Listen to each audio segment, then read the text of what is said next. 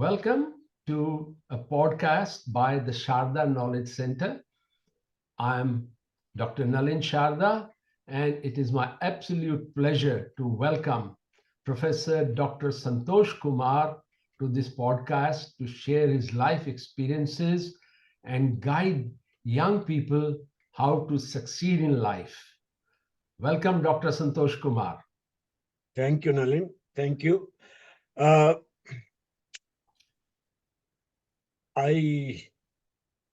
from where you would like me to start? I'd like you to start from the beginning.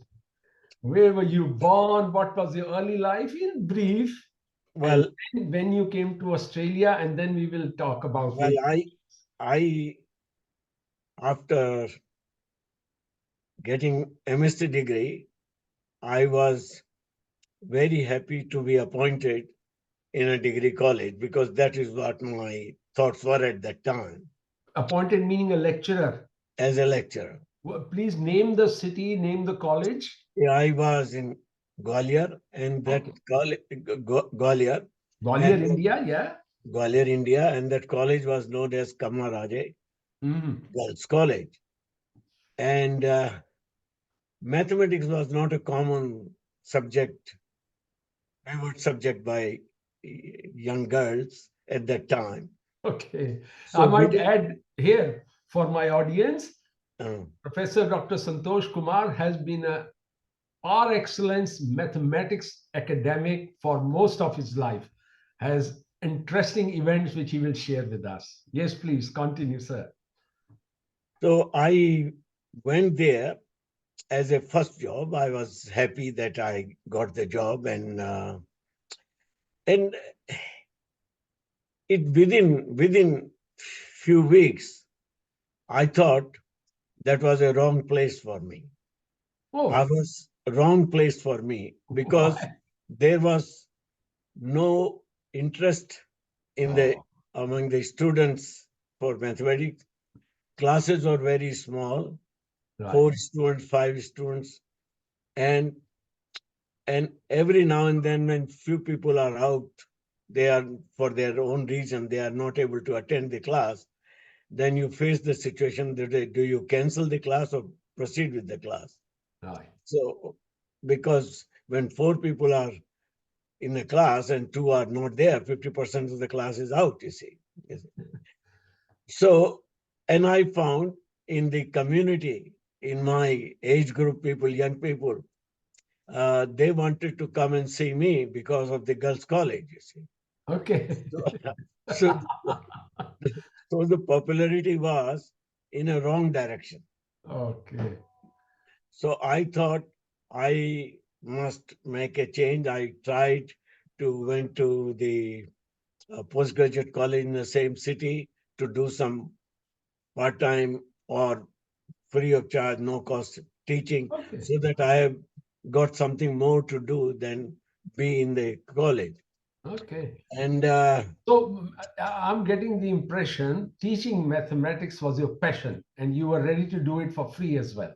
yes, yes, I wanted to do it, but then then suddenly Defense Department advertised the Hmm. position.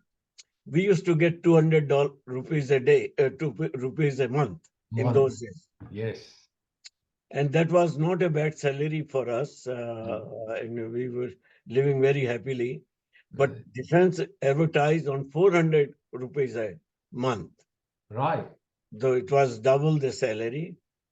And that was a scientific assistant, senior scientific assistant.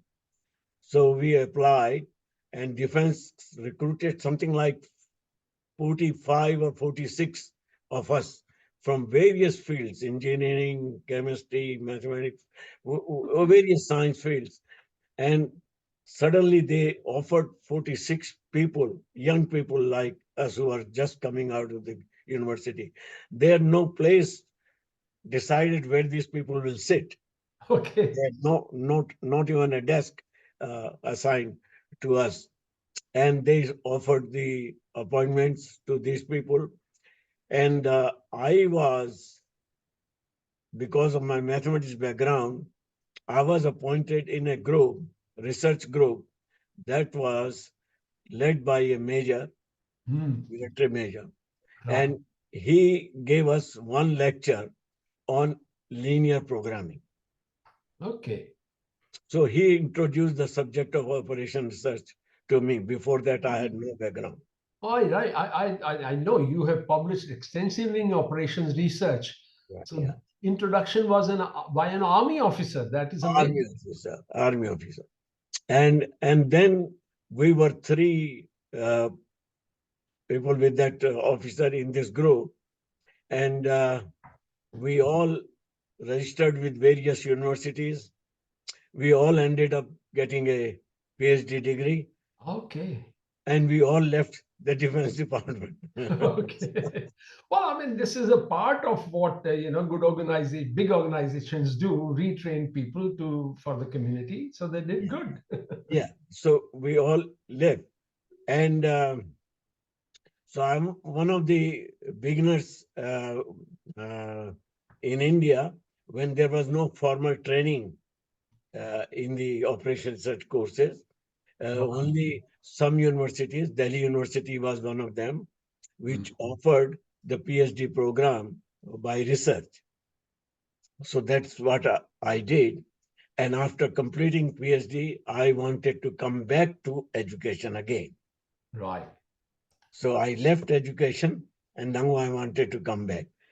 And when I wanted to come back, then my defense job was treated against me by Indian Mhm. universities, because I Okay. was not lecturing. All right. So they did not give me entry back to education. Okay. Whereas these foreign universities, particularly RMIT, Mhm. took it as a relevant background and experience, and they appointed me as a lecturer on the top of the salary. Wow. How did you find out about RMIT? How did you apply? I I used to look at various. There was one newspaper those days. Mhm. It used to be fortnightly, I think, a gazette, and they were uh, all international positions were advertised in that. It was English publication. It Okay. was coming from England, and one of my colleague here from defense also sent me some notices about advertisements. So I Okay. applied in USA, I applied in England, I applied at Australia. USA was a very interesting case. One professor wrote to me that I'll get you, Okay. and I'm waiting for good grants to come, and I want to offer you a good money so that you have an American standard of living, they say. Right. And it will come through, but don't take any action in terms of disposing your present things. Mhm. But 68, there came a downturn in USA. Uh, 1968, the year 1968. Yeah. yeah, yeah, and lot of grants from the universities disappeared. Okay. So I got a job here at RMIT And that's lecturing. 1968? I got in late 69, 70 January, I was here. Okay. Okay. 19. Okay. 68, I completed PhD. Hmm. 68, 69, and I was applying. Wow. Wow. And I Yeah. might just add 69 is the year I joined IIT Delhi. So that's Yeah. So I came here, and then from here I went to that professor at UCLA. okay. UCLA. After joining here, you went to America as well. Okay, okay. I know you have been, you have described some cases of driving a car and a policeman Yeah, stopping yeah, you. yeah, yeah, yeah. So I came here, and RMIT was just a teaching institution again, Mhm. undergraduate. Not even degrees were offered, only diploma. All right. There were no degrees at RMIT. Degrees came when I was working here, and in much earlier days, they thought that they will introduce degrees in various institutions like Footscray Institute of Technology, RMIT, Swinburne Institute, Right. Caulfield Institute. So they created a new body. I can't recall its name exactly, Mm. but RMIT Mathematics had a department who appointed me. Right. He took over that body as a director. Okay. Yeah. And so degrees were supposed to be given by them and people studying various organizations. So RMIT requested that we Mhm. don't want to give degree without the name of RMIT. So it was allowed that everybody will get the Victoria Institute degree, Mm. but in the bracket, RMIT. RMIT or Caulfield or FIT or whatever you say. Right. Right. So that is how I ended up here. Yeah. And For people who don't know Australian system, RMIT is the Royal Melbourne Institute of Technology, which yes, has over 100 years of history, starting from a technical training institute. Now it is a very well-known international university, and their full name is RMIT University. They didn't want yeah, another story. They and, didn't want to drop that yeah, RMIT. and the background about that is because RMIT didn't want to drop the name, Yeah. and the Royal Melbourne University, the Melbourne University was not very happy about that name, Yeah. and therefore RMIT became the first name of this university, Right. RMIT University, Yes. because they didn't want to lose the name. Yeah. So that is how I came back to education, and I had now I was stuck in this particular line with wholeheartedly. See, Or you shouldn't say stuck. You've been a very popular academic. I know people who are your students, who mm, are my contemporaries. I might interview him also, Professor Tony Sofo. mm, And the connection, I'd like to tell the audience that many years ago, I joined Footscray Institute of Technology, and my wife joined RMIT University. And Professor Santosh Kumar was one of the first academics without knowing us, probably because of Indian connection, invited us to his home. His wife, may God give her soul peace, she's not with us anymore. Wonderful lady, and invited to our fantastic home. I can't forget, I can get deviated, so I'll stop there. But what I'm trying to tell the audience is Professor Dr. Santosh Kumar has been a leading light in the Indian community for 40 plus years in Melbourne, Australia.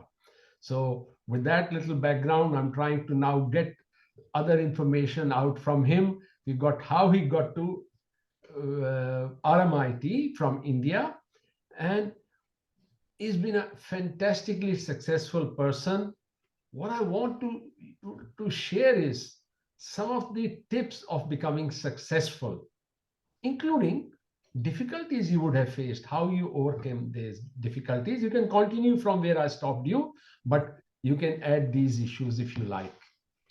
well, my main point in life has been that what I did not like in whatever position I was, when that situation repeated and I was on the other side of the fence, that is now I was not a receiver, I was a controlling partner. Okay. Yeah. So I stood up. I stood up for the rights of the students, for Right. the rights of the people, for the rights of the people who are relatively weaker. Right. I have seen that. Yeah. And I tried to do that. And there are several incidents of that time.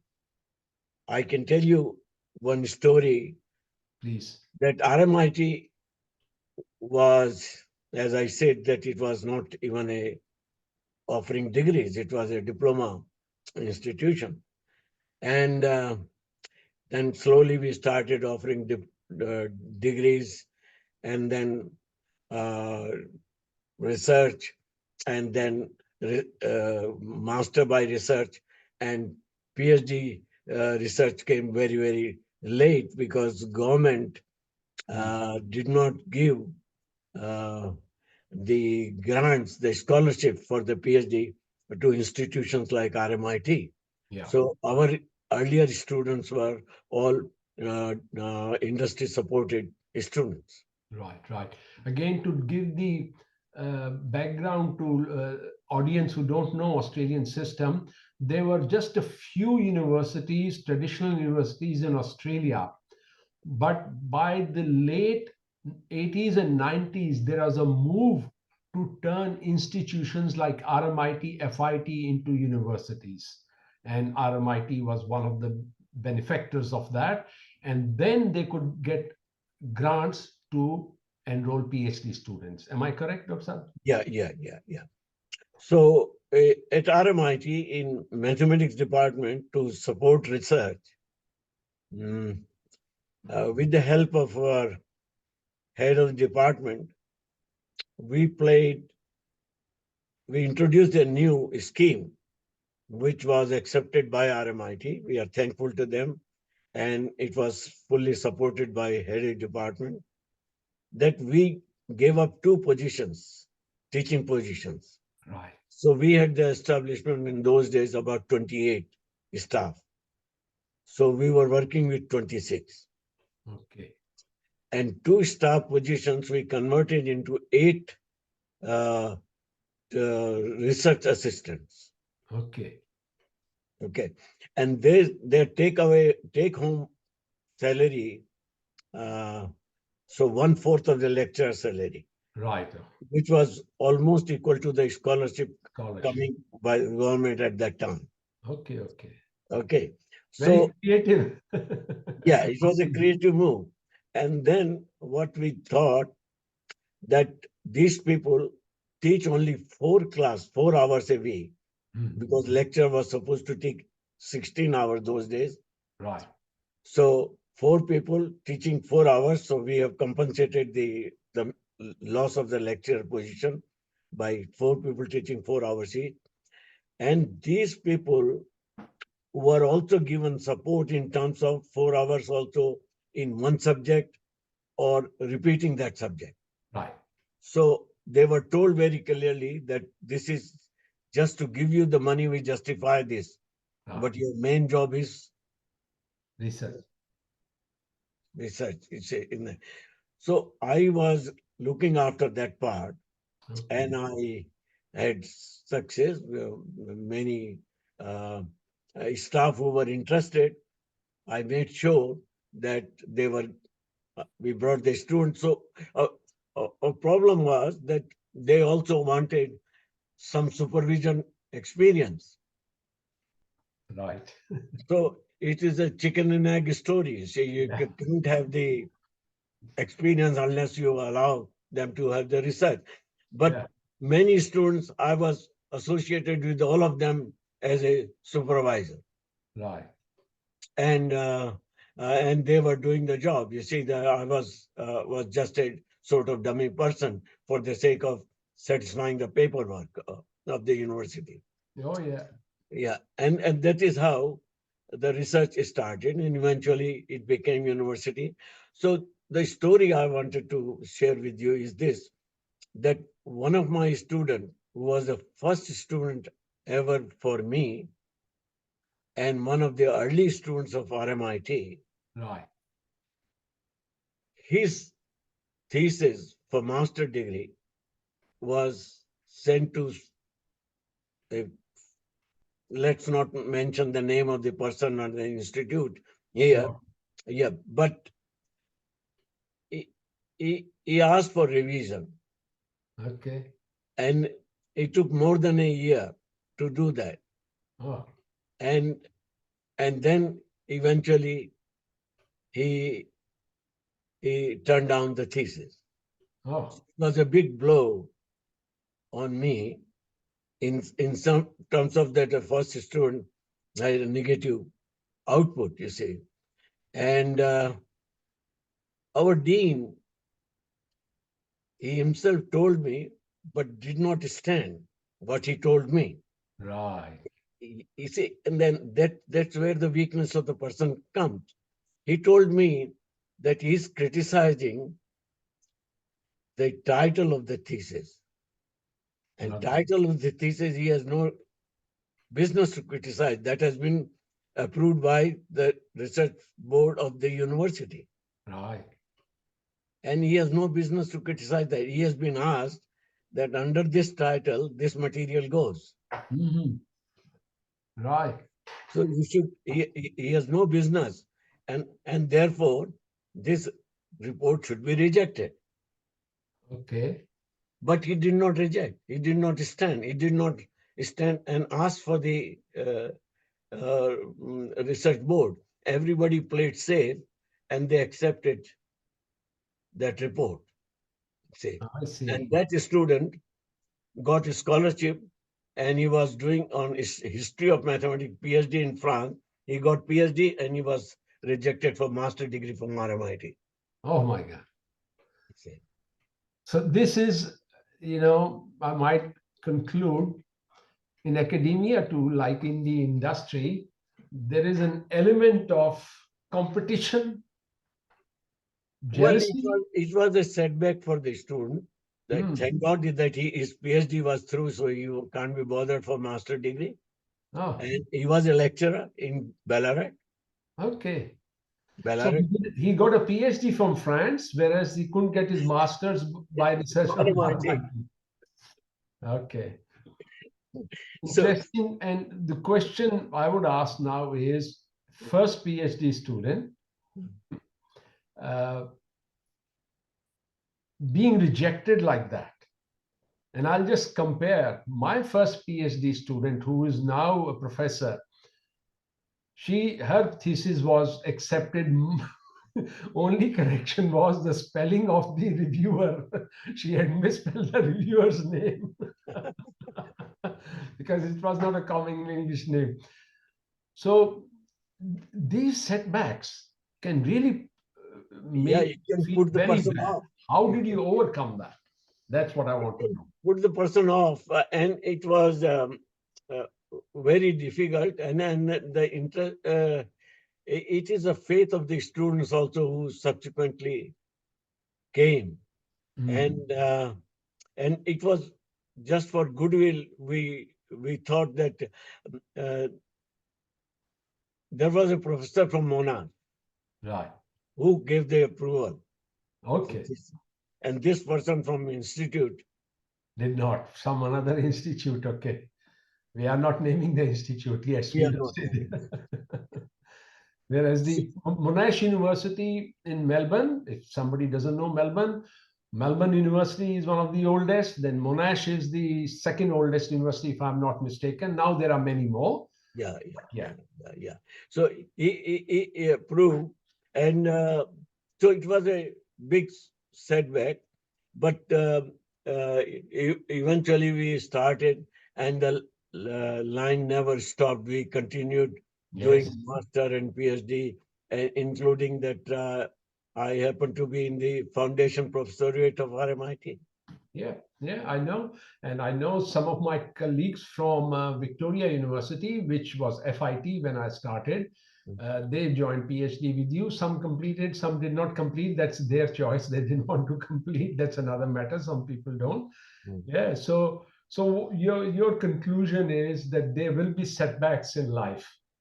Yes, yes, yes, yeah, and we have to accept them and move on. You see, and I'm grateful to that student also, and I feel that God saved the situation that he got a higher degree than the master I degree. agree with you.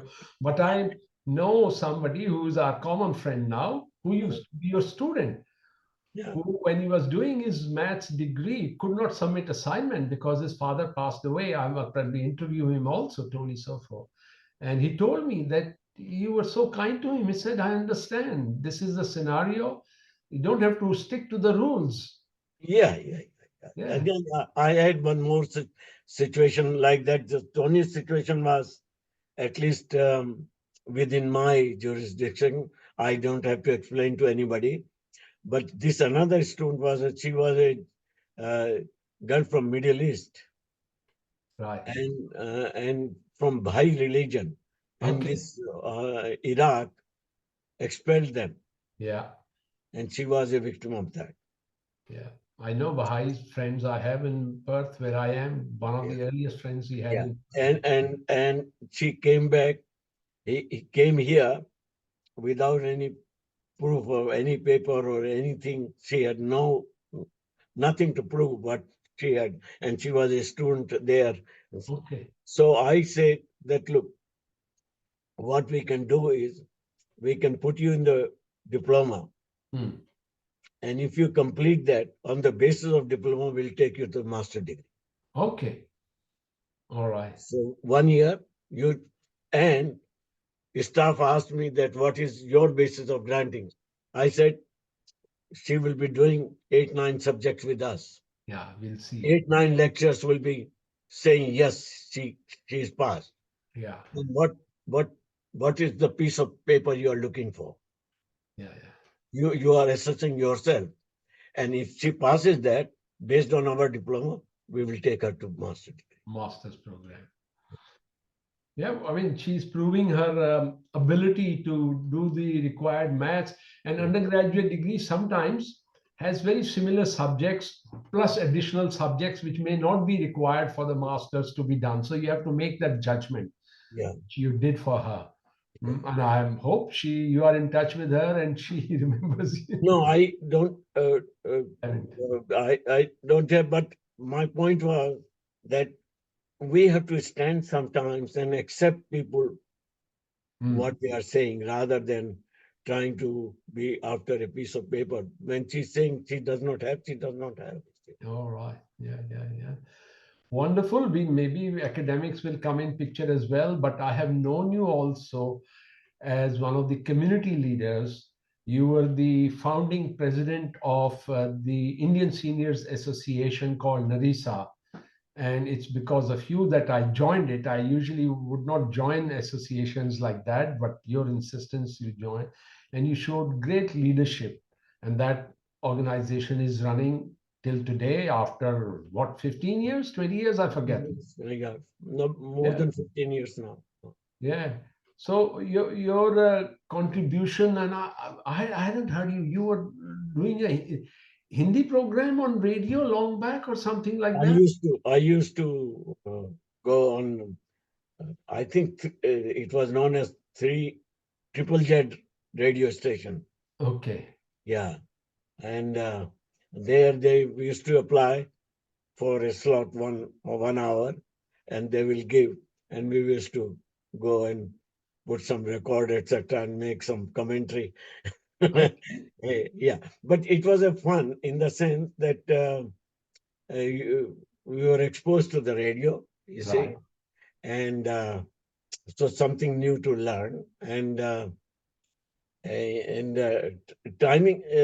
timings are very important in radio program. Yeah. So we will hear how much is the time, the duration, what sort of commentary, everything is very lined up.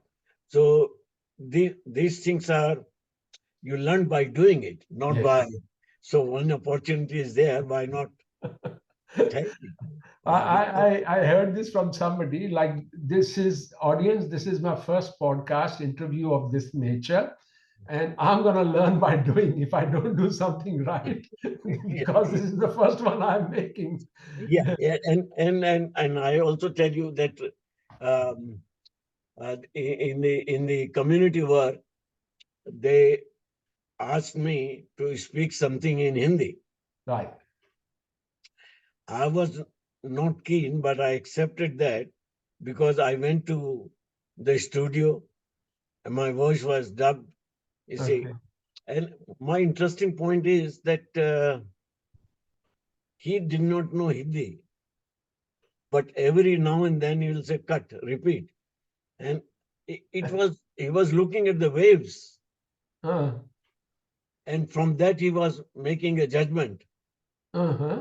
that this portion has got to be repeated. So he will say cut and start from here again. So maybe he was just looking at the volume. Maybe it wasn't loud Volume, enough. yeah, the waves of Yeah, the yeah, sound waves, you yeah, see. yeah, yeah. And, Okay. and but that job I accepted is only for the sake of Experience. experience, you see. Right, right, right. Yeah. And look, I will not reveal your age, but you are much senior to me. I have, in a sense, already when you had finished your master's, I was joining undergraduate degree. You're still so healthy. You're still so active in the community. I would like you to share your, people call it secrets or whatever you want to call it, your tips, how to stay fit and healthy and happy. Well, my only tip is that keep yourself busy and keep yourself occupied in all aspects of life, you see. I was fortunate that against certain circumstances, I went to Zimbabwe. Yeah. I didn't like it at that time Hmm. because going to Africa from Australia was little bit unusual, Right. and that sort of um, I was also apprehended about that part. You see, should I go or should I not go? You Right. see, but But you had got a professor position there, and it was I got before I the got complete turmoil in Zimbabwe. that started happening later on. Yeah, Yeah, yeah. But I believe that it was the best move right, for me because at RMIT I was a teaching staff. right, So my association and with the course development and this, it was limited to this. But at that university, I went as a full professor, and I was a university figure. I right, got a lot of university work right, assigned to me. And again, my same principle that if something you didn't like while you were working, right. make sure that you stand for them now, you see. Yeah, So I share with you one story. please. And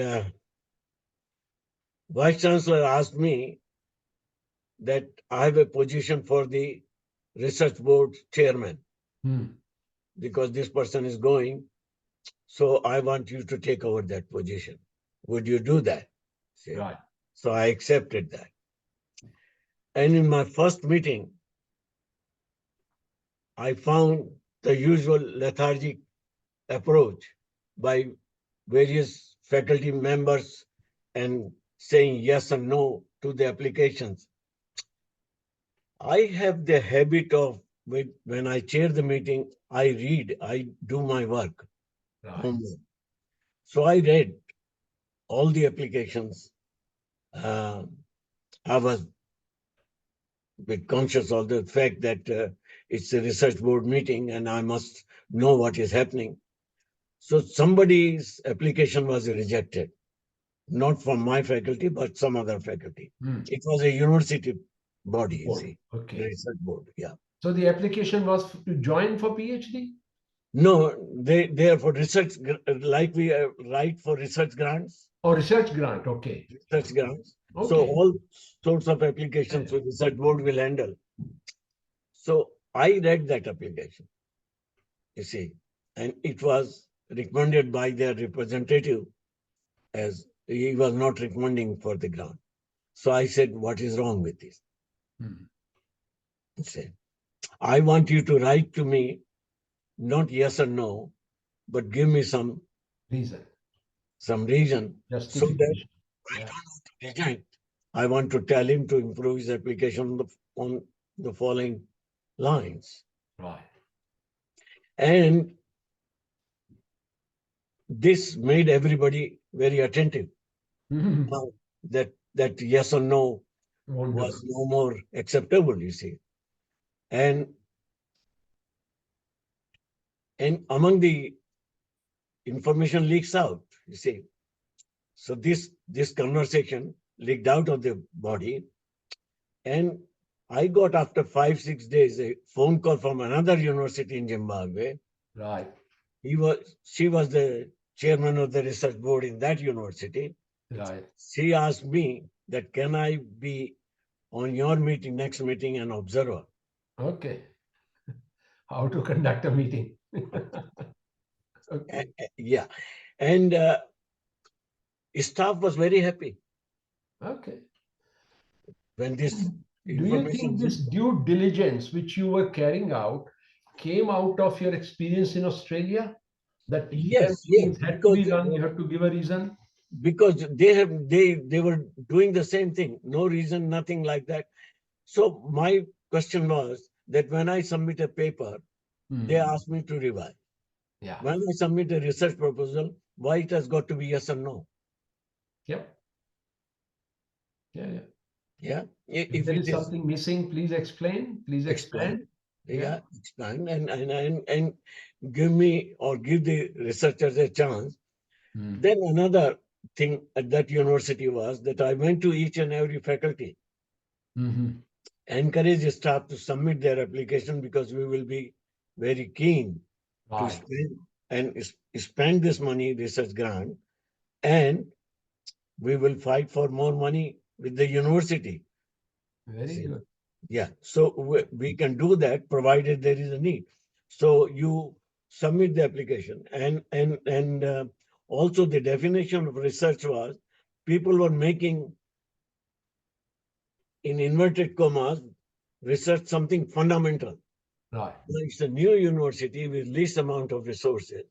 How Right. can big fundamental things can come out of it, you see? Right. Right. So my point was that this town has a university now, and if you can increase, add some value to the product of a common person, improve the life of a common person, Yeah. then it to me it is a research. Then it is worthwhile. Yes. Yeah, and I Absolutely. will be very happy to support such a application. And And have you seen? Yeah. I gave an sort of example that guava was sold in that city $2 a kilo, Right. and bread was $8. I Okay. said it is shameful that a person who is growing guava, he has to sell out his 4 kilos to get one loaf of bread. Bread. Right. It is not, it doesn't meet. It does not meet. So to me, if you can improve the quality of the fruit, you can improve the value of the product, you can do some uh, tin basis, you whatever you do, Okay. it may not be a great research for someone else point of view, But for but as this, a chairman, I will take the flag and I'll say it is research. okay. Excellent. Would you have any suggestions, guidelines for young people who want to do research, particularly in mathematics or in general in research? How should they approach their application? How should they find where to do research? Well, I feel from my association with Zimbabwe is that I am still associated with them. My student submitted last January the thesis, Right. current student, Okay. PhD. Yeah, and I'm still looking for some more student Okay. there. Yeah. So those students, they feel that my coming to them Yeah. gave them a new lease of life of introducing OR. And you are aware of my that award after Yes. 10 years of my returning back here. They're I giving you came the back in award. 2001, and in award came in 2011 for Right. spreading the field of OR in the Southern African region as a non-resident and non-member of the society. OR. For a lot Oh, of people listening, they won't know what OR is. Give us a brief primer on what is OR, which stands for Operations Research. operation research is a field which started in World War II, you see. Okay. And in World War II, the problem was how to make best use of the limited resources. Aha. And they did not know who should solve this problem. So they created a multidisciplinary team. Right. And in that, mathematics and various background people Yeah. were involved. So later on, when the war was over, these people came back and now they were without a job. So they were looking for, and they found industry is nothing but a war field, you see. Yeah. Every Yeah. day there is a war situation, competition. And that is how it started growing. And in 1952, the first university in the world, the Case Western Reserve University, introduced a diploma in OR.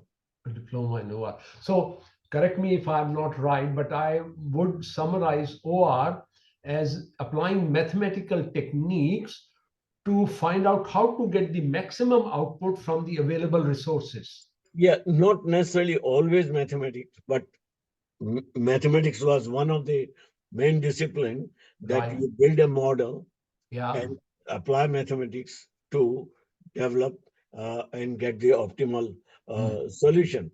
But this field was common to engineers. This field was common to many disciplines. You see. Yeah, yeah, yeah. I remember one of my classmates from IIT Delhi after doing masters. He joined a company. Company's name was ORG, Operations Research Group. Okay, So whole okay. company was set up with that OR in their name. So obviously, it's a very important field for all countries want to industrialize Yeah, today. yeah, yeah. So Industry. Then once it entered into industry, then hmm, it no opens problem. up the door. Yes. Yeah, yeah. Very wonderful, wonderful, Dr. Saab. There are endless questions I can ask you, but you've been a leader and you have shown me how to be a leader. Again, I'll share you were the founding president of NARISA. And you used to say that no, somebody else should become a president after that. I used to say you are such a great president. Why should you change? But you Well, insisted that change should occur, and I'll just share that I became the second president of Narisa after you because I learned from you. So tell us a few things about your leadership. I feel that lots of people and organizations where people sit, and I think um, the organization should move.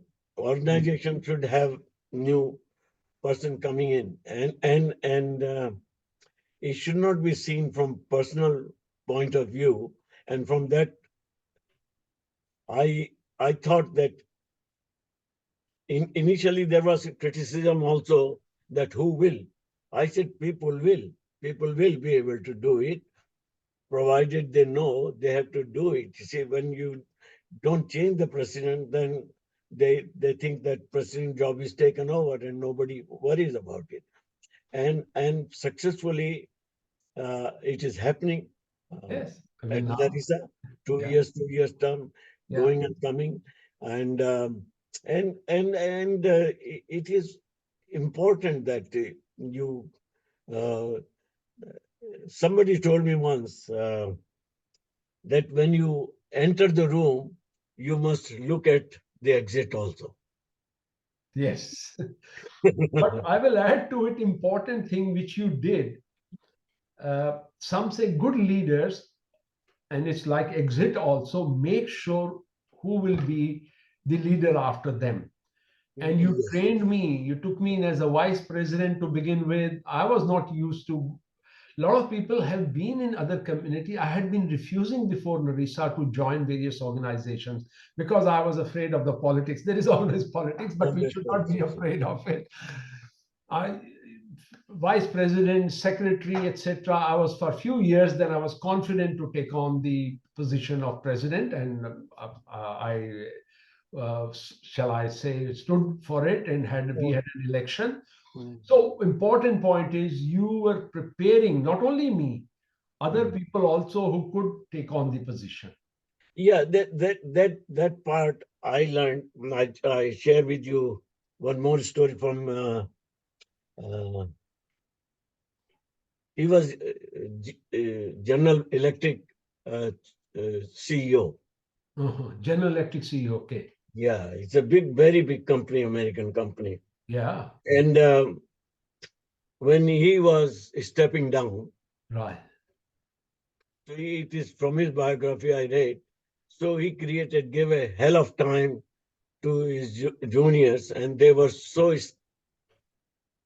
tired of him Right.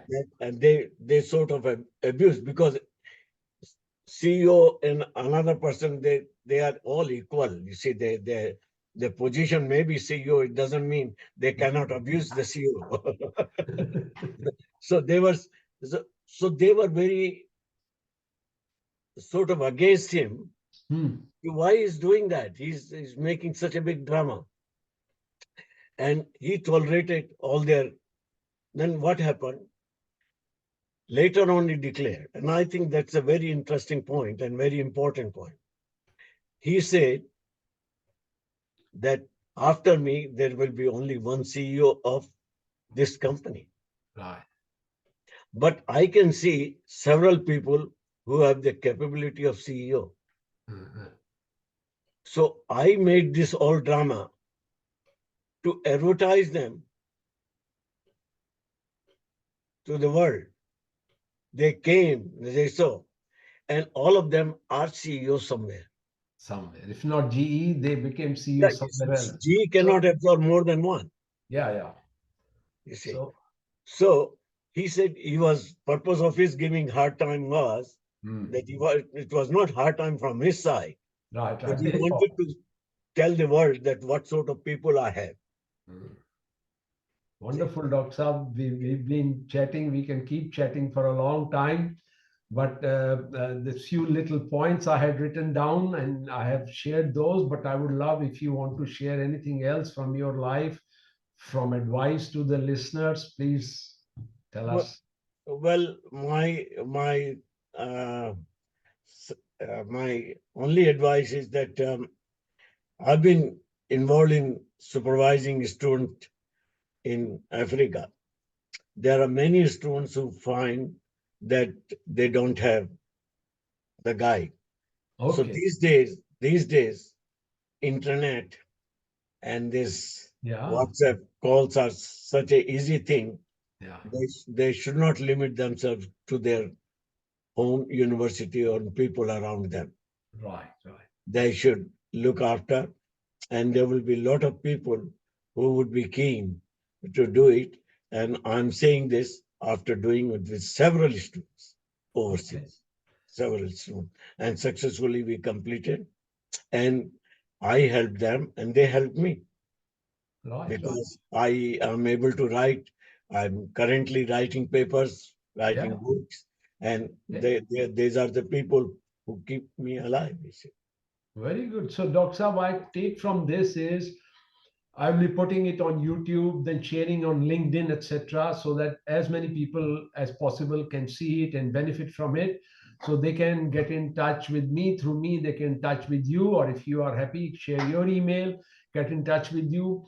Because I noticed in Australia over the last few decades, we have produced a lot of PhDs who may be finding it difficult to get research scholars for themselves. Africa is another continent. I'm listening to general news is really coming up, like India is coming up very fast. Africa too is.